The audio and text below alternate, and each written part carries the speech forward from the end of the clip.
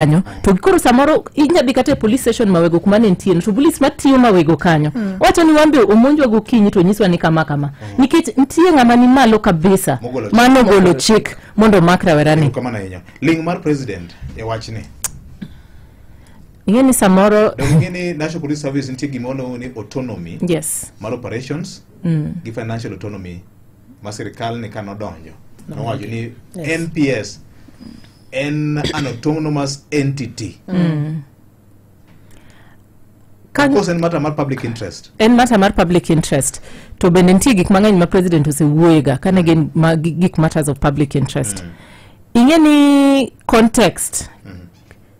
En gima ber kabisa mondo wang'e. Okuno wuoyo no wuoya. Mae president achiel ma higa mokadho ji nonegi nyaka kawuono pod waonge answer. Mae president achiel mano kwayo ng'uono mana machiegni ka dongo nyiso rowerni ni mose gima notimore makata jatendo die ma Raila Amolo Odinga nowacho ni achiel kuom conditions mochiwo eni nyaka bed gi justice ne joma no lalo ngima gi higa mokadho. Koro ka waketo magi to wakete context to gima koro timore sanini to wawinjo ka giling to ok mana en kende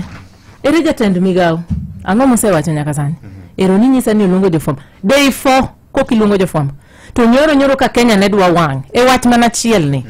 kati neno ka president be odhi oling ingeni samiling cha ticket unwa press conference ma lagate mochungi ka wacho wach ma kaka nyathiwa onegi mano gik mok nya donjonwa oningo walk out very strongly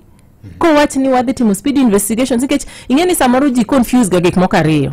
ji paro ni nikech wadwaro ni justice obede kata ratiro mag Ojwang otim mano chal ni koro wagoyo rais kata wagoyo jasiasa kata onge ngima dhano VOJ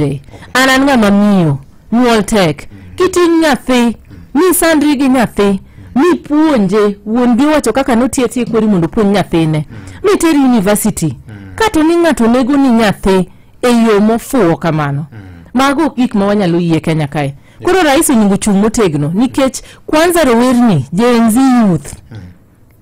iwa wanga makata wakegi momiyo yo wang koro ngeni gik